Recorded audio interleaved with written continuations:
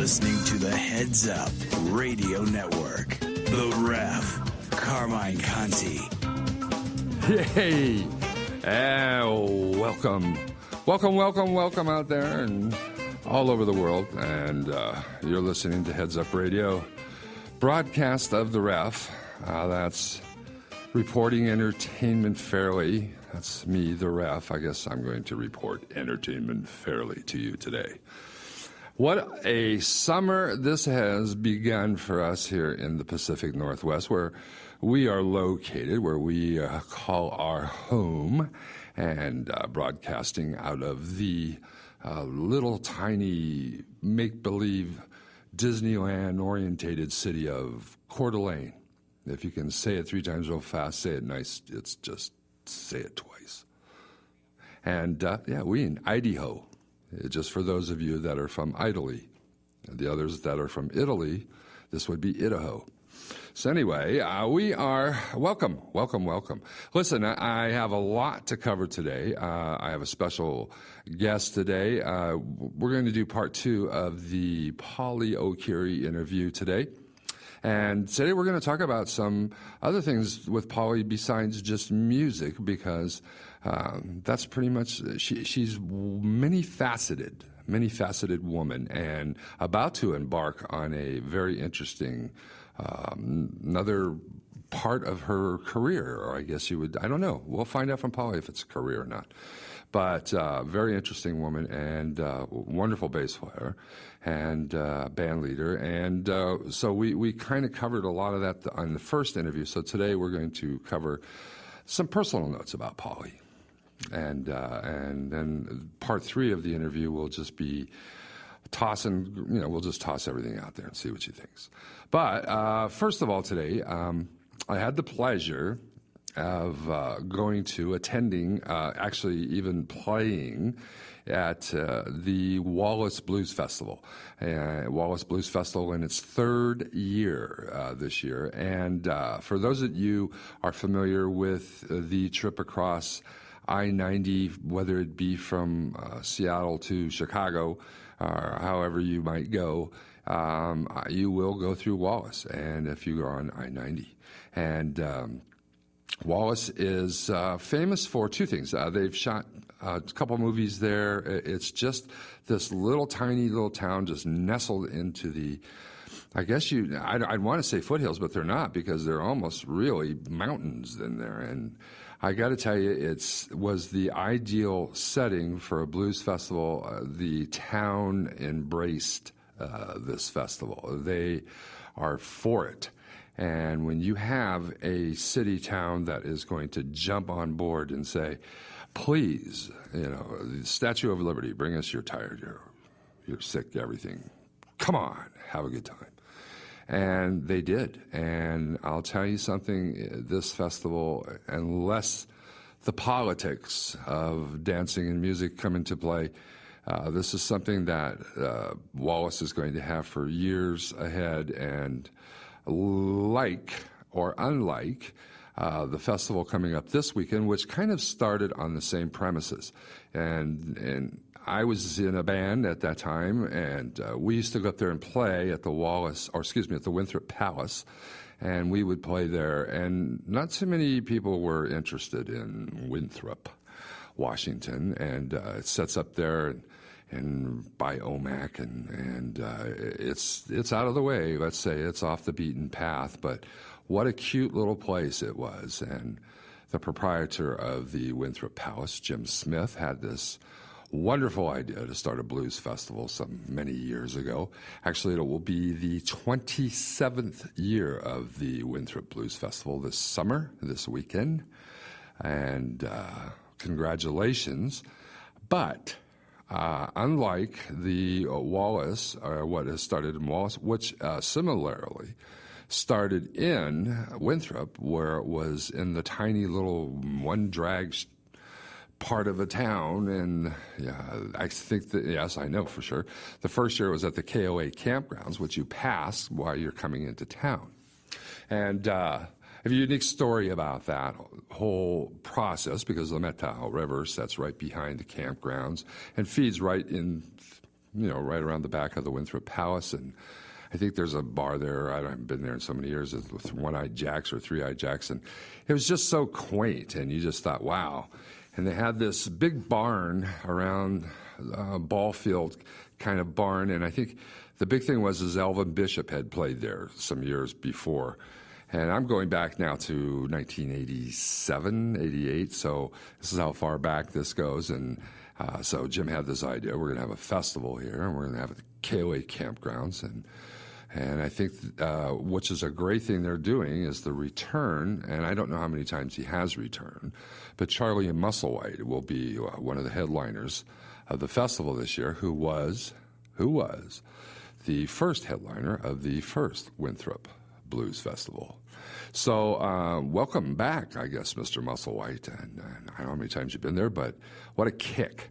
And we were the first band on at the first Winthrop Blues Festival.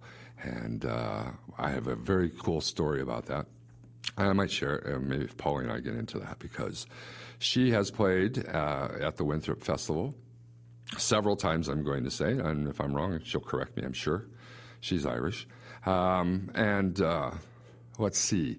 I don't know if she has, I'll be interested to see if she has any cool stories about her times in there. But once again, if the Winthrop Festival has moved out to this big ranch, and because of the size of it, has grown so much over the years. And I don't think the ball field could hold it, or the KOA campgrounds. But this festival is now basically 3 nights, and starting Friday night, I believe, and running through Saturday and Sunday. I think actually, of all things, the last band on Sunday night is Too Slim and the Tail Draggers, who was the first band on 27 years ago.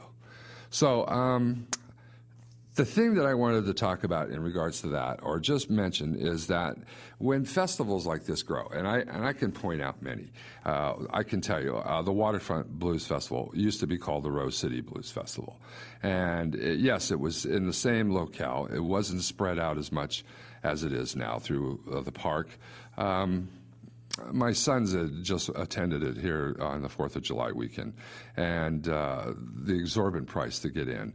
Yes, the entertainment is there, but blues festivals inherently are festivals that I would say are is a working man's festival. There's the staging and some of the things when you go to these blues festivals are kind of like going to the old festivals in Golden Gate Park. If you're not familiar with that, sorry about your luck, but I can tell you about them. I was there, I played them, I watched them, and festivals back then were more for the music and less about the money and less about the glitz and the glamour. And that's where the politics start to step in because of sponsorships and people who want to be vested into this because of a money-making proposition, not a music-making proposition. And that's sort of like the little evil thing that gets in there. Now, do you need sponsorships and things like that to make these festivals go? Absolutely. I mean, you cannot bring in the bigger name acts with more notoriety and more drawing power unless you have bigger sponsorships, which would allow you to then pay more money to these larger acts. But what happens, though, it's a trickle-down effect. It starts affecting everybody and everything at the festival. The Winthrop Festival could have stayed small over the last 20 years, probably broke even or made a little money, and it would have been just a fine festival in a little tiny town in the hills of I guess you'd call it Middle Washington, more or less. But same thing with Wallace. Wallace has an opportunity. I think the difference is with Wallace is that the promoter, his job is to just book the bands. It's up to the city or the Wallace Blues Festival organization to keep things central around Wallace. Because I got to tell you, I've had a lot of fun at festivals and have been more than a participant in many ways of them. And the vibe of driving into town reminded me of the vibe of driving into town the first time playing at the Winthrop Festival. Or actually, I think I played it a few more times afterwards with different bands, but as it started to grow, you could see things start to change with the mentality, and that with that usually comes the politics, and then things get sticky. And local bands don't get to play it anymore because it's sucked up by bigger organization. In the case of Winthrop, there for a while, the Blues Society out of Seattle kind of did most of the booking on it. I think Jim Smith, the basically founder of it, has kind of pulled things back, and now they have a committee that's more, let's say, more conscious of the fact of bringing bands from all over. I think actually we were the only band from the eastern side of the state there for a while when we played there, and everything else started to be from the west side. And not representation, I mean, there's more parts of Washington than just Seattle, but that's kind of hard to say right now with all the things going on in Seattle. But I got to tell you, there's a vibrant music scene here in the Inland Empire, and we do have some artists, and Polly O'Carey be one of them. She's from the west side, of course, but I think even in the first interview, if we go back on that, she didn't start exactly in Seattle as well. And she had just now recently, once again, won an award for Best Bassist through the Blues Society there. And the male vocalist of the year is right here from Post Falls, Idaho, Sammy Eubanks, who obviously has just as much opportunity to play these festivals as anybody else based upon merit. And yet, I don't think Sammy's played a Winthrop Blues Festival. And I find that quite odd. So, hey, I mean, it's a Washington Blues Festival. One of your best male vocalists, you guys nominated him, you guys voted him in, and you're not using him in the Winthrop Blues Festival. I scratch my head. You might be scratching something else. I don't care. It doesn't make sense. But Sammy was at the Wallace Blues Festival and did a fine job there as well. And congratulations goes out to him and the people at the Wallace Blues Festival. And I'll even throw in a little. Once again, Hein Bigner has started to put together a nice little group of bands, and I could see this manifesting into something really nice. And hopefully I'll be around the last few years to see it be something nice as opposed to a game of politics. But I don't want to labor on that as much as I wanted to labor on the fact that, look, you have these festivals, and the festivals are for the people, and let's not forget that, and let's try to make it accommodating to them financially, especially the times we live in right now. And I look forward to hearing nothing but good things about the Winthrop. I'm sure I will. I just wish it was nice and quaint as it used to be. But they do a good job up there. And I believe Peter Damon's involved with that, who does a lot of the booking for the Waterfront Blues Festival in Portland. I'd like to see something like that in Portland. I noticed this year that Corvallis actually had one, and much tinier town, it might be something fun to look into. But we are just full of festivals up here in the Pacific Northwest. Wherever you might live, look into a blues society. Look around. These festivals are a lot of fun, and you meet some great people, have some great fun, and I recommend them highly. I wish the best for, as I say, for Winthrop. And once again, I look forward to next year's Wallace Blues Festival. So we'll still be on the air then, and I'll be pushing it, just like chicken, which I'm about to do right now. We're going to take our first short break of the day, and we're going to sell some chicken or clean a carpet or, I don't know, attack a beehive. You're listening to The Ref on Heads Up Radio.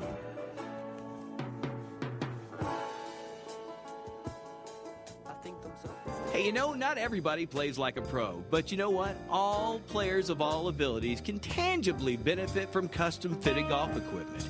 Tour professionals have insisted that manufacturers custom fit their clubs to specific body types and swing motions for years, and Henry Griffiths asked why, and answered by providing a service reserved for pros and now available to you. Custom fitting. To find out how to become part of the Henry Griffiths experience, visit our website or sign up for the e-news today, where you feel like a pro. Experiencing an avalanche? The damage from water, fire, or mold can be a disaster and costly. Let Avalanche Cleaning and Restoration repair your disaster fast, safe, and reliably. Call 208-762-2227 for pricing, or if you have an avalanche emergency, call the hotline 24 hours, 818-4411. Avalanche Cleaning and Restoration. Fast, safe, and reliable. 818-4411.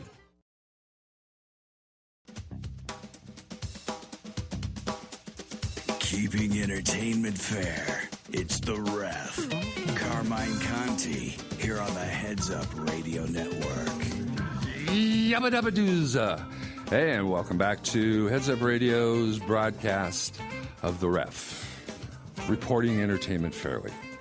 The acronym of life. Hey, today's guest, I want to get right into this today because I got to keep this girl under ropes and keep her on task. But anyway, today we're going to do part 2 of our interview with Polly O'Keery. Now, for those of you that don't know it, here's a brief summary. She's a really good bass player who's played in a lot of really good bands, and we're not going to talk about any of that today. So, Polly, are you out there? I am. Hello. Oh, God, nice to hear your voice.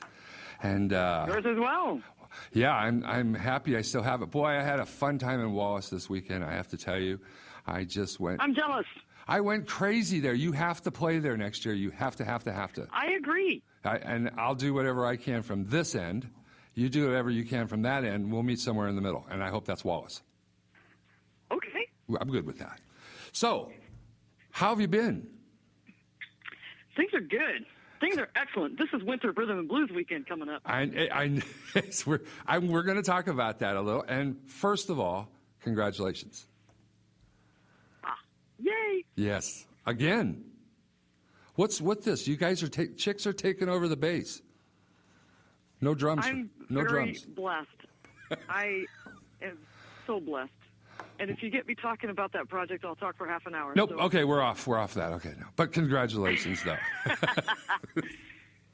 So let's talk about Winthrop a little, though. We can talk about that, and then we'll go into. I like this. It'll be like a destination day. I'm just going to throw the destinations out there, and you go.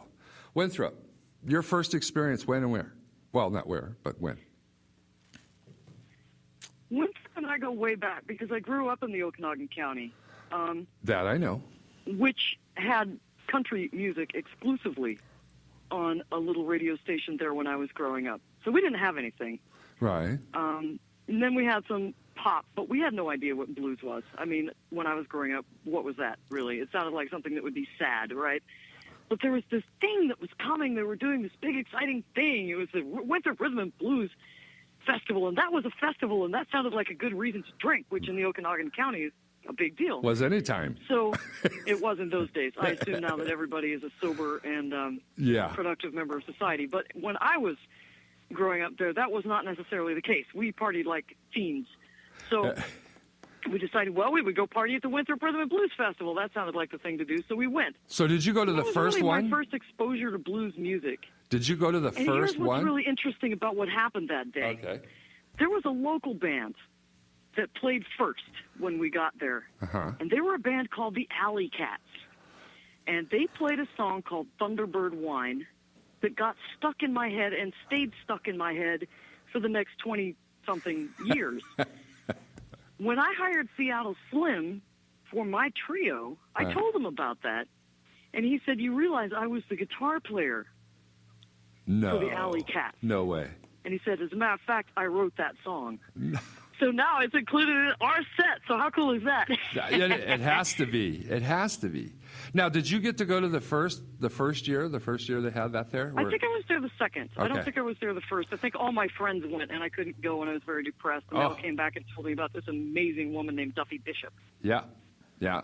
She was there, and, of course, Charlie Musselwhite was the first headliner. That's right. The first year. I missed it. I was so disgusted. I didn't even know who Charlie Musselwhite was, but since they were excited, it sounded like it must have been exciting, and I had missed it. It was, I mean, for the Winthrop Palace, and, I mean, we had played there in the off-season, and, I mean, it only really got fun in the summer.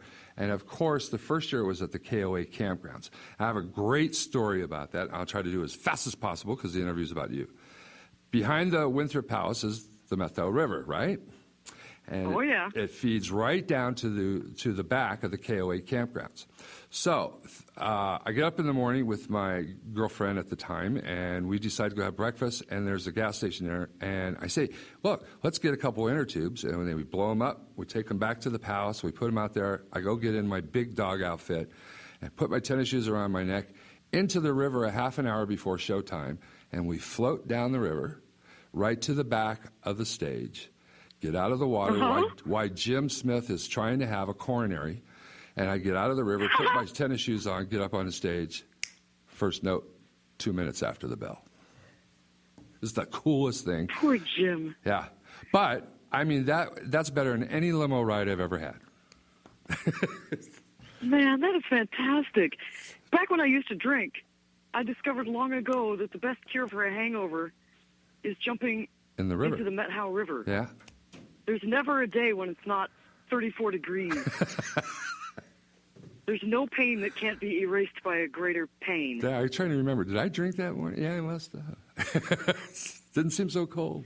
But the Winthrop Festival remained really important to me for a long time after that, and here's why. As I mentioned, I did quit drinking 10 years ago. Right. But that was right when I was just putting together my first project, Polio Curie and the Rhythm Method. Right. And I called up Cholo, and I asked him rather timidly, if there might be a spot on the festival. And he said to me a thing I never forgot. He said, I really like you, and I like your music. I just don't like the crowd you run with. And then I had no option but to out myself. And I said, well, I've been sober for 90 days. You know what Cholo did? He said, I've been sober for 13 years. Why don't you come up and run my jam session? Wow. And I did that for the next 6 years. And it was, or five years, I think it was. And it was huge. It was huge. I met so many amazing people, and I learned so much. And it was such an opportunity. And so the other day when I saw a thing on Facebook saying, name one person who gave you a hand up when you really needed it, I put Cholo Wilson. Right. Right. What a cool story.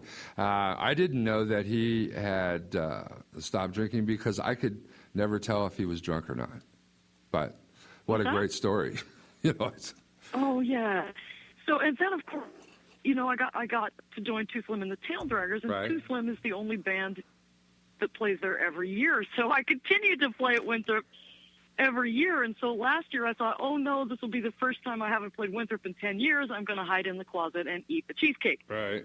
No. But then the Randy Oxford Band got called at the last minute to fill in for somebody who couldn't make it. This year? So there I was at Winthrop again. I was like, booyah. And then this year I got a call to play for the Soul of John Black.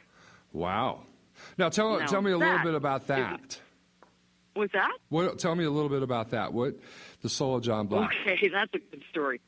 I first saw the Soul of John Black 4 years ago at Winthrop, and I never heard them before. I hadn't heard of them either. So I decided to go get something to eat. Next, and I began to walk across the festival grounds when I heard this, and I actually heard the radio, and I said, oh, I've heard this. Thought maybe I'll go get something to eat later. So I turned around and I went backstage, and I was watching him from the side of the stage. And in about 3 songs or 4 songs, I started to think, this might be one of the best bands in America. And I was stunned. I watched that guy's set. Somebody took a picture of me because I was so ridiculous because I was just gaping. I watched that set, and I was so floored, so blown away by what I heard. And I was getting set up, so I didn't have time to go get a CD. A friend ran and got me his CD, Black John. And I played it. On the first listen, I was utterly blown away by this guy's production skills as well. There was nothing about this guy that wasn't genius. And I was like, how does the world not know? Well, it turns out the world does know. He used to play for John Bigham, who is basically the guy at the heart of the Soul of John Black, used to play for Miles Davis. He was a percussionist for Miles Davis. Wow. Then he went on to be the left-handed guitar player for the band Fishbone. Right, remember that. Kind of the experimental ska core band Fishbone, which has a huge cult following. He was in that for about 10 years, touring constantly. And plus he also has some credentials, having played some concert stuff with other big names. So industry people know about him, and Rolling Stone magazine reviews his album. NPR, he loves him, calls him one of the best unsigned bands in America. So I can't remember exactly what they said, but they adore him. Love that. But he doesn't like touring anymore. He's burnt out on touring, I think. And so he just... But anyway, I fangirled on his Facebook. I was like, oh, my God, we were the band after you, and you were just amazing, and I just can't believe it. I have all of your albums, and I'm not listening to anything else. And that was true. I wasn't listening to anything else. I was only interested in the Soul of John Black for like a year and a half. So his manager got back to me and said, oh, you live in Seattle. We'd like to come up and do a gig in Seattle where she would play. And I said, well, I'll talk to Steve at the Highway 99. Right. And then I proceeded to harass poor Steve for about a year until Steve agreed to bring JB up for an acoustic gig. JB came up. I was almost too scared to meet him. Erica Olson, who, of course, books the Winthrop Rhythm and Blues Festival, told me to stop being stupid, and she dragged me out there. She dragged me over to meet him. And he looked up and said, I know you. You're that girl who plays bass. And we got to talking, and he said, well, send me some of your stuff. And so I did. I was very scared, but I did. And 3 months later, he got back to me, and he said, I've got 4 dates in the Midwest. Would you like to come out and play them? Wow. Would I like to come out and play bass for the Soul of John Black? Are you kidding? Yeah. I'd give up my soul. So I spent the next 3 months studying intensely, and I learned all of his material. We had a great tour, and then he said, well, I've got Winthrop. Would you like to do that? I was like, would I like to do Winthrop with the Soul of John Black? Yeah. Let me check my calendar. So that's how that worked out. It's just an unbelievable, ridiculous high school fantasy of a thing, but it actually happened. Well, this is kind of neat, too, because you are getting a chance. It's like somebody the other day was saying something. It's like you're turning yourself into, like, the busiest bass player in Seattle. And but what's wrong with that? But what might be is... Let's move to, and I don't want to move right out of this into something else, but sometimes I feel like I rush it, but I guess it felt like a segue. It felt like a transition, and being an ex-drummer or drummer, I felt like I should move it that way. Sorry, I'm pushing the bass player. I'm actually having a little bit of a hard time hearing you. Are you I'm breaking not sure up? Why.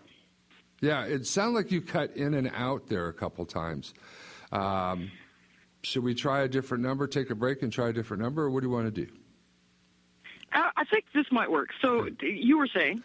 I was saying that this was like a transitionary point, and I didn't want to jump out of it too fast, but what I wanted to jump to is that, as I said, even going into this, we're going to go from location to location, is that sure. The next thing I wanted to talk about is some of the work that you seem to be just as enthusiastic about that you do with the children. And I think that's something... Yeah, in Nicaragua. Yes. I minored in Central American Studies because I wanted to hopefully one day work as a journalist down there, but my Spanish never got good enough, and so I kind of had to abandon that. You should have joined a Spanish band. But I had a friend of mine who was had a desperate crush on a fellow who had started a full-time nonprofit in Nicaragua. And she was devastated that he was moving away. And she said, as soon as he gets there, I'm going to go visit him. And I looked at her and I said, you speak not one word of Spanish, and you don't even own flat-soled shoes. I have to see this. Besides, I did, minor in Central American Studies so that I could do this exact sort of thing. So I'm coming to That's All There Is to It. I didn't even know the guy. Wow. So I kind of, in order to make up for kind of gate crashing his new house, I emailed him and I said, hey, I'm Polly, I'm Myra's friend, I'm coming too. Is there anything I can bring you? And he said, I used to bring every year when I visited all the school supplies for all of the children in a rural school for an entire year. I can't do that anymore now that I'm living here. If you want to do that, that would be great. And I'm thinking, like, oh, the school supplies for all the kids in a school, that'd be like thousands of dollars, you know. But I asked him, well, how much would that cost? And he said, it costs about $100. He said, and if you wanted to bring an extra $24, the teachers there really want some mops and brooms. I thought $124 is a perm. Right. So I went and I went to the Monroe Rotary Club and I said, hey, I'm doing this. Would you guys like to pitch in? They gave me $500, and then other people gave me another $100. Had more than $600 to spend. So I called up Mateo, and he started laughing. He said, I don't even know how to spend that. So we went to Nicaragua. I went to this little school. It was a huge eye-opener. They don't have electricity. They don't have running water. It's just a cinder block room with open windows and open doors. Uh-huh. And all the school supplies for the year consist of notebook, pen, paper, pencil, eraser, sharpener, that. So we went and got all the stuff we could possibly imagine for the kids. And then we got all the stuff the teachers had ever wanted, all the construction paper and crepe paper and art supplies and scissors and teaching aids and chalk and erasers that we could possibly think of. We still had $200 left. So we went and we decided we would have a welder make us some soccer goalposts, and we built a soccer field. Wow. For $600 we did this. Wow. So we were just so floored by what we were able to do on a budget in Nicaragua, we decided to formalize, and we made a little organization called Vecinos, which means neighbors, and now I do it every year. Only now we grew. We now have 14 volunteers in Nicaragua, Nicaraguan volunteers who help us. They bring, we do vaccinations for farm animals around the schools. We do kind of a holistic whole community approach. We bring in dentists and do dental care and education for the kids, even their parents, anybody who needs it.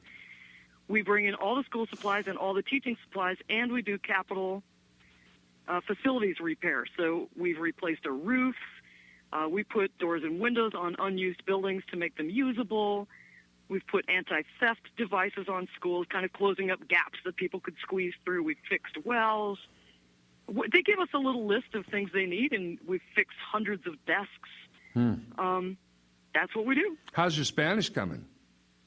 My Spanish is improving, but I discovered that a Spanish minor, 4 years of college Spanish, is a really good way to start learning Spanish.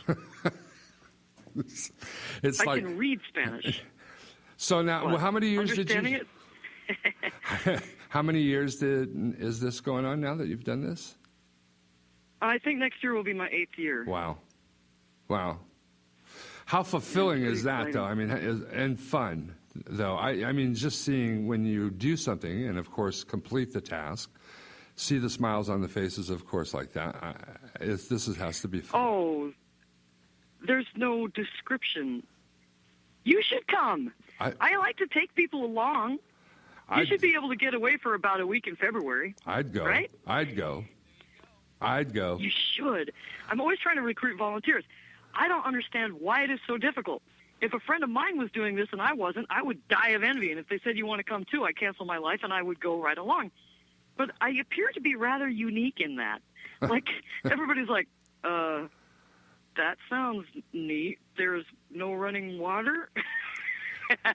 That, I got to tell you, it's how many times have you gone on a camping trip and experienced the same thing? To me, it would be like just one big fun camping trip. But working with kids that's something that I really have a fun time doing it anyway. So. Oh, you should do this. Yeah. You really should. I'm serious. I've taken many friends. You got me hooked take here. High school students. You got me hooked Pretty cool. on this. Yeah. Well, so now another transition, of course. We're going to shuffle into a flat tire. Now you're going into, when do you start your program for your PhD? September. I feel like the dog that caught the bus. No kidding. They only take 10% of applications at the University of Washington PhD in Communications program. So I figured it was a long shot, but I figured I owed it to myself to try because it was something I really wanted to do. So I spent a year working on this application. I had to get letters of recommendation. I wrote a 30-page research paper. I studied for a year for the GRE because I suck so bad at math. But you know, that's hard to believe that I sent it in. How does a bass player suck at math? Well, bass players only have to count it to 4 and start over. Well, who counts the other 4? The drummer. Oh, that's right. That's your boyfriend.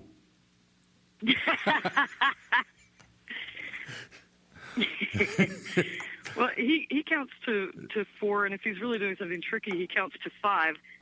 But or that's the extent of our mathematical skills. 1 yen, a 2 yen. We subdivide. We can sort of do fractions. I'm telling you, you should have got to the math. Basically, 16th notes or 32nd notes if we're really, So you studied for a year. You passed the test, right? Yeah, I actually got a perfect score on the English, which I didn't study for at all because I do that for a living. So, and I really still got a crap score in math. It really wasn't good, but I figured, well, I'll do this thing. So I did. I sent in all the stuff. And then I just kind of disciplined myself to not think about it so that I wouldn't stress and obsess. Right. And then right when I was working on my tax return, I was in with my tax attorney. I got an email from the University of Washington that said I'd been accepted into the program. They'd had 220 applications, and they had taken a total of 10. Wow. So I figured this isn't going to happen twice. Nope. I'd better do this year. So I'm starting September 15th. So what happens then? I mean, is it going to be... So this is exciting. So that means I've got the whole summer off. I can tour the whole summer. Oh. Which is something I just didn't have the liberty to do before. I could take, 2 or 3 weeks here or there. Right. But it would be really pushing it to try to be gone for 3 months. Well, and I'll say, you guys moved around quite a bit with Too Slim. I mean... Yes, we did. I mean, you guys were on but boats. Generally, we didn't go out for more than 3 weeks at a time. Ah. My trio is actually doing our first national tour this summer. Really? Yeah, we got 10 dates in 14 cities. We got 10 cities in 14 days. I see you're coming to Spokane in August. We are. We're coming to Daly's. Yeah. We got 2 dates at Daly's. Cheap shots. Daly's cheap shots. Are you going to come see us? Oh, yeah. Oh, yeah. You going to sit in? Well, what? No. You should come sit in. I'm there to do cheap shots. And you're the... See, this is that whole Tom Sawyer paints the fence thing. He makes it look so fun. He gets other people to do it for him for free. I'm trying to hold true to what I'm going to drink shots and watch Polly. I don't know. Yeah, it might be fun. It's fun. I just sat in with Eric's band for the festival over here, and I had a kicking great time. I bet you did. I got to tell you. you. So cool. Yes, it is, and I mean, I have such memories. But this was a good one, and I hope you guys are there next year too. I do. I'll be pushing for it. But so, how far out are you guys then booked? I mean, up till what, the day before school? Are you going to have enough time to buy your peachy and stuff like that and all that? Yeah, we've actually got orientation and all of that. That starts September 15. But after that, I've got weekends, and then of course the school vacations. Right. You got 3 weeks in the winter and 2 weeks in the summer or spring, and then obviously all summer. But we're doing dates in Oregon in September, October. I figure I can play about 4 hours from Seattle on Fridays and as much as 14 hours from Seattle on Saturdays. Mm-hmm. So that's how I'm going to handle it the weeks that I'm in school, and then in summer I can just go run amok.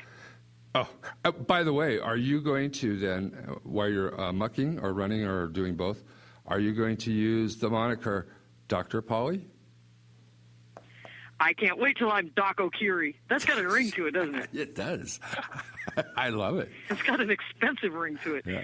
No, actually, the cool thing is that it's not costing me anything for my PhD. As a matter of fact, as a teaching assistant, I'm actually making a little bit of money. Ooh.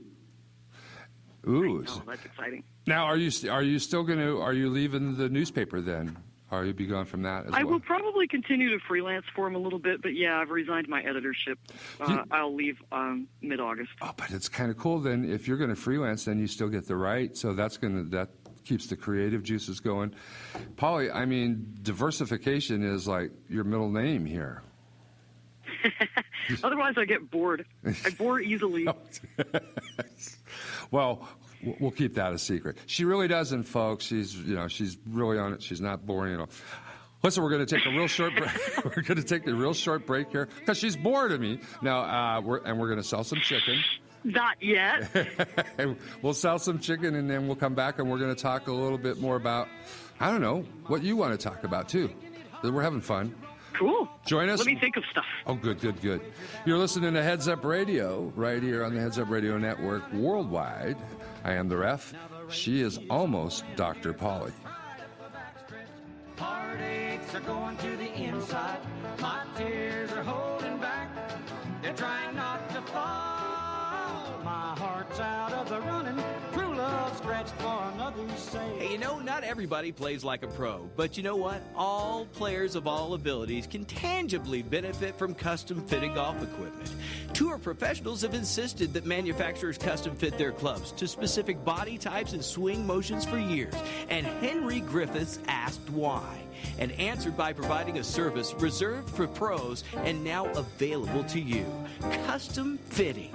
To find out how to become part of the Henry Griffiths experience, visit our website or sign up for the e-news today, where you feel like a pro. Sorry, Jen, I can't make it to our coffee date today. My kids are sick again, and I have a terrible headache, and medicine just doesn't seem to help. Seems like you guys are always sick. Have you had your house tested for mold? Come on, Jen, you know me. I keep my house spotless. There's no mold here. That's what I thought about our house. We had the same problems last year and called mountain mold testing. They came right out and inspected our whole house for mold. Really? What happened? Well, mountain mold testing took air samples, and the lab test showed that we were breathing dangerous, invisible mold. We got the mold cleaned up, and now we don't have any more wheezing, headaches, or congestion. They gave us our health back. Mold can cause numerous health problems, including allergies, chronic headaches, asthma, and lung infections. Children, pregnant women, and the elderly are especially susceptible. Call Mountain Mold Testing at 208-660-8877. That's 208-660-8877. Online at mountainmoldtesting.com.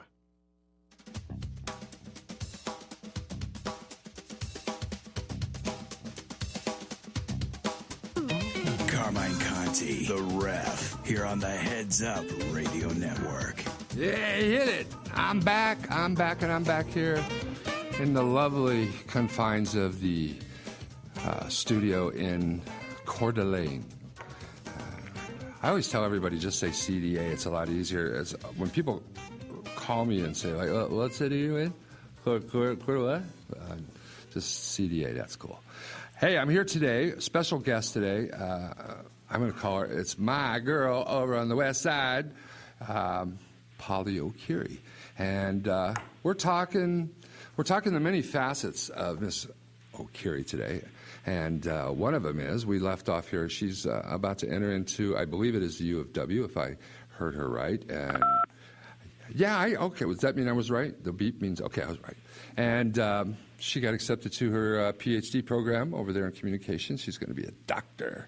And then we talked about some of the work she does in Nicaragua with the school kids. And, of course, her recent win as best bass player and through the Seattle Blues Society. So how diverse could you want? I mean, this is a poster girl for diversification and a lot of fun. Paul, are you still with me? She fell asleep. Oh, boy. Well, we might have to, Paul, are you out there? I think we lost her. Trip, you might want to give her a shout back, see if it sounded maybe like her line went dead or something like that. But talk a little bit about what's going on. Of course, this weekend we were talking, and first and foremost about with Polly is that she's a huge, growing up in the Okanagan Valley there, big Winthrop fan. She's attended the festival, I guess, for many years. And I'm just going to give a little bit of the lineup of the 27th Annual Winthrop Blues Festival this weekend in Winthrop, Washington. So nice on the Matau River. And the festival is going to kick off here on July 18th, 19th, and 20th. And Friday night, just to get you going, is talking with Polly. She is going to be playing with a band called The Soul of John Black. And they're going to open the festival on Friday night, July 18th at 7:30 p.m. Okay. And then Dr. Funk is after that, and then Too Slim closes the night. Polly, if you're hearing me, I was just we called you back and everything. We lost you there, but I was just kind of giving the lowdown on the Winthrop Blues Festival schedule. So you're going to be on with the first band, The Soul of John Black, on Friday night, and then Dr. Funk, and then Too Slim. You could probably just play with all three bands. We actually have two sets. Friday night, we are going to be at the jam stage in the beer garden. Right. And we're going to do a longer set there. We're going to do 90 minutes. So I am speaking from experience when I say that many, many amazing and electric sets really happen in that beer garden. It's just incredible. The energy is incredible. Can you help me out with one thing? Kind of packed in close. Mm-hmm. Well lubricated. It's just a lot of fun. Hey, who's and then we're doing the 2 o'clock spot on the main stage. Right. So two shows. It's going to be very exciting. Well, who is Lady A? Do you know who Lady A is? Lady A is a longtime friend of mine. She's been a performer around the Pacific Northwest for many years. Mm-hmm. She's just enormously powerful voice, hugely dynamic, an amazing performer. She has a band of her own. She is frequently the host at the jam session, and she also was a guest artist on my album. She sang the guest vocal on the gospel song that I did, the last track on my album called Let Me Be Kind, and she just killed it. She's just an amazing, fun, positive, upbeat person, incredible performer. If you haven't seen her, make a point to see her. She's really worth making some time to go see. Well, I mean, it's like it's one of those things where Lady A, I wouldn't have known. It's like emceed by Lady A. It's kind of like when you go to these little festivals, it's sort of like, and all the tunes will be played by Bobby B. It's just like, I didn't know who Lady A was. And look how that tied right in. She's not only a dear friend, but she's on your album. So what a big push. Does she just go by Lady A? That's it? Well, her name is Anita. Uh-huh. But I sort of her nom de plume, as it were, is Lady A. Okay. Thank you for that. She does some really neat volunteer work, too, with disabled performers through United by Music. And so she actually does that internationally, and so she'll go to the Netherlands and do that project and then come back with great Facebook photos. Have you talked her into Nicaragua yet? I'm trying. Nobody ever wants to go to Nicaragua with me. And I don't even tell them about the enormous, huge bugs. Great. And what size are these bugs? Oh, boy. Cicadas, have you ever seen them? They're the size of hummingbirds. I'll tell you, the South is, wait a second, they're the size of hummingbirds? Well, okay. They're so big. And they like to live in outhouses. So they can be a really startling surprise at a really awkward time. Oh, boy. Well, the trip just kind of lost a little enthusiasm for me, but that's okay. I'm still hanging there. I'm still thinking about it positively. I'm looking at the lineup here at Winthrop, and man, Shamika Copeland, Charlie Musselwhite, Roy Rogers, Soul of John Black. I've not heard Dr. Funk, but the Chris O'Leary band I see on Sunday, they were just at the Wallace Blues Festival. So you might enjoy that. Oh, good. And then, you got some Zydeco this year, and then, of course, the Holmes Brothers. And so what a lineup this year. Great lineup. Well, my guitar player, Seattle Slim, he's really excited about the Royal Southern Brotherhood. Oh, yeah? He just, as a guitar player, he's beside himself with excitement. Well, I mean, Cyril Neville, Boyle, and Devin Allman, I mean, it's a pretty strong lineup there. Well, I'll tell you something. This festival over the years has had its moments. Its ups and downs like anything else. I was commenting earlier at the beginning of the show, the first 15 minutes, I was talking about how I've seen in the last 20-some years, being at the forefront at so many of these festivals when they were in their infant stage, and then watching how they've grown. And I can remember the Rose City Blues Festival. Now it's the Waterfront Blues Festival. And consequently, the same thing true with the Winthrop. I mean, there's something that we would have never, ever dreamed, and I'll not say we, more so Jim Smith, but I don't think he ever would have dreamed that it would have ever come as big as it's come this far. And You know, they were really innovators, too. I think I remember that they were one of the first festivals that started talking about being nonprofit. And I remember thinking, how's that going to work? But they did it. And they've come through, some really amazing people. Erica Olson, I think, probably knows music better than anyone else I've ever met. I'm just consistently blown away with her really in-depth understanding of music, and she's got such a great ear. She can really pick out an innovator. And she gets excited about music that isn't necessarily what a purist might call straight-up blues. She's just excited by innovation, and I really like the music that she brings into the festival. She's got a lot of help from Peter Damon, too. Yeah. Peter's interested in Winthrop and has taken a large role at Winthrop, and of course he does the Safeway Waterfront Festival in Portland. So, I mean, between the two of them, they just have an immense Rolodex, and I think that has really been a major help to the Winthrop Festival. Of course, you can't give enough credit. Well, Tim Langford from Two Slim and the Taildraggers was a huge initiator of the Winthrop Festival, and Cholo Wilson, got to give that guy all the credit in the world. Right. They have for that entrepreneurial spirit that made it happen, and it's just a magical thing. It is something that I have to say, these festivals that have grown up around here. Matter of fact, I've always been very surprised that they haven't duplicated or started something with the facilities that they have in Seattle, that has grown to the likes of Winthrop, and more so to the likes of the Waterfront. The Waterfront Festival now is just, it's out of control. It's that big. It's just, it swells. I don't know how much more it can swell.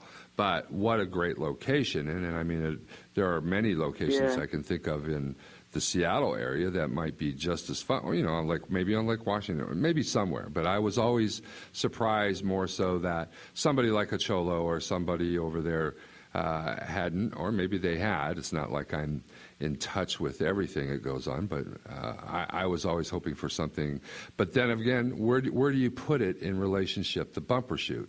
Because Bumper Shoot is kind of the marquee. So, I thought, well, that's cool because I know we played Bumper Shoot, and I know Cray has, and a lot of the big blues heavyweights have played it. So it kind of lends to being just Bumper Shoot, and we'll take everything and anything. And so there's no reason to have a blues festival. I'm actually playing at Bumper Shoot this year. I'm so excited. I can't even imagine not being excited. What a fun time to play there, especially on some of the outdoor stages. To me, are just killer, depending on the day. But they're just fun as fun can be. I've only played it twice, and both times I've never played it. I got to say, you're going to love it. You're going to love it, and with your talents, the reception will be just as great. It's just fun. Don't you like playing outside? Is there something? There's something about. I do. Yeah. Something. That's why I wrote that song "Summer" on my album. That's kind of a tribute to all the great festivals, blues festivals. Wow, and something that'll be interesting is that there'll probably be half as many drunks, and the other half will be smoking pot because it'll be illegal. Hey. All of a sudden, we're all going to be Bonnaroo because all these people are going to come from other states and go, now Washington is the place to go listen to music. It's the place. Well, it brings back the old hippie days of going to Golden Gate Park. I won't go much into that because I'm so much older. But, that was the big thing. It was like going to Golden Gate Park, take LSD and smoke pot. That was it. And if you were real lucky, you have a little riot and the police would come in and shoot you with rubber bullets. But, and let's hope that doesn't ever happen at Bumper Shoot. You maybe get beat up with an umbrella or something. But other than that. Well, I tell you, legalization has sure made crossing the border a pain in the tail. Really? They see those Washington state plates. Doesn't matter what state you're crossing the border in. They're like, pull in here. Yeah, come on in. Come on. Here's some dog. Meet Fido. Well, listen. I've got a Canadian tour coming up with Randy Oxford, too. Oh, really? And I'm like, okay, people who are riding with me in the band, no bringing weed. Right. Dude, I wonder if they're looking for it. I remember when we did that, you'd have to go in and out of each province. So if you go into BC, you got to come out at Eastport before you go back into Alberta, and then you got to come out of Alberta before you go into the next, to the next province. What a pain in the booty. I don't know if they still do that, but it was like, the laws change annually, maybe even more frequently than that. It's never the same twice. Yeah. It kind of keep you on your toes. Well, Paulie, listen, I can't thank you enough for being part of this. What do we do for the finale? What do you have? What do we do for now? We do some more of your music the next time and talk more about that, or whatever. We'll come up with an idea for part 3, which would be the final part of our trio of it. But am I going to have a tough time? You know what I think we should do? I think we should talk about what's happening in the Pacific Northwest blues scene right now. Let me tell you, it's exciting. Yeah. There's so much to be said about that. I'm excited to talk about that. That's Edie Woodbury and all the amazing bands that are starting to break out in a national way. Right. And all the stuff that we're poised to do. There's a guy that wants to start a record label that is really credible in Seattle. There's a lot to be said. We have a real potential to really get on the map as a great blues city right now. This is, you know what? I think that is a great idea because, Sammy Eubanks is just signed with a record label here locally. And there you go. And I think that you're probably right on the verge of doing the same thing, would you say? Or if that's something you're interested in. But I'm sure, as you're pointing out, cool. Well, I'd be happy to do it. I think this would be happy to do anything. It keeps me going. I keep trying to feel. Never guaranteed in this industry. I keep trying to find something you'll say no to. It's like, okay, you'll go to Nicaragua. Liver. What's that? Liver? Oh. I say no to liver as a general rule. God, my parents made me eat liver when I was a kid, and I've never forgiven them for it. No. But let's talk about that. There remains a psychic wound in my childhood as well. It does? Oh, man. It was because they thought I was anemic, and then they just found out. They did too. Me too. Yeah. My grandma used to say, "You're pale. Here, eat some chicken liver." And I'm like, I live in Seattle. You live in California. Of course I'm pale by your standards. No, here's some chicken liver. Yeah, I'm a little Irish, curly haired, freckle face. What do you mean? Of course I'm pale. I'm pale by design. Livers won't cure me. Did they ever try to mask it, Polly? I mean, they kept trying to, put it in with stuff like Metrocal or something with me. It's like, no, that's not liver. It's just fiber. There's no mistaking liver, man. Even if you chop it up and put it in the Thanksgiving stuffing, it's sitting there, this sort of dense brown cube of liver. Liver. Yeah, I'm with you on that one. We got that. And I won't force you to eat liver. At least I know you'll say no to something. But listen, there you go. We're going to do got a line. We're going to do our last interview. We're going to talk about the thriving blues scene. So I'm going to let you do a little homework on it. I'm going to do a little homework on it, and we're going to play some more. Let's do it. We'll play some more of your tunes the next time as well, and we'll cover. That'll be part 3, and then. All right, that's exciting. Thanks, Carmine. Oh, my pleasure. And thank you so much for taking the time to be with us today. My pleasure. And if you guys are out there listening to her, please, you can catch her in about 19 different bands. I wish I had the lineup, but let's see if I got it right. Randy Oxford, of course, you do that. You have Paulie O'Carey in the Rhythm Method. That's very close to you. That's your band. And then you're doing the solo of John Black here at the Winthrop Blues Festival. And I belong to the Hot Wired Rhythm Band, which is made up of Steve Sarkowski of the Highway 99 on drums, Kevin Sutton of the Wired Band, who is the most underrated blues genius in the Pacific Northwest. And then I'm playing bass and singing. And then Frank, the guy who put the band together, is Frank Hot Rod Holman, the Hammond B3 player. And that's the band that's going to be at Bumbershoot. It's just a super fun, kind of unrehearsed, freeform blues jam band, which is really, really a lot of fun. I think that's cool. So now this is what's that one called again? That's the Hot Wired? That's the Hot Wired Rhythm Band. Hot Wired Rhythm Band. Paulie O'Carey and the Rhythm Method, the soul of John Black, and of course the Randy Oxford Band. Oxford. Man, can you'll have to slow down. Well, I have some timers, and I have a hard time remembering all these things, but I did pretty good today. Me too. Yeah. At least you know what gig to show up to. Paulie, have a great time. Have a great time in Winthrop. Have a great time there. Have a great time in Winthrop this weekend. Hey, thanks. If you can make it over, come make it over. Well, if I don't, take a dunk for me in the river, okay? Okay, I'll do it. And I will not do it hungover for you, my friend. You'll have to do that yourself. That I will do. I don't expect anybody to address my hangovers except the inner tube and me. And listen, girl, and that's lovely talking to you. We'll talk soon. And listen, you've been listening to Paulie O'Carey, me, the ref, Carmine Conti here, right here on the Heads Up Radio Network. This is the big Olympic thing. Push-up position, Paulie, and we'll talk soon. And if I don't, I will see you, I believe it's the 14th and 15th of August at Daly's.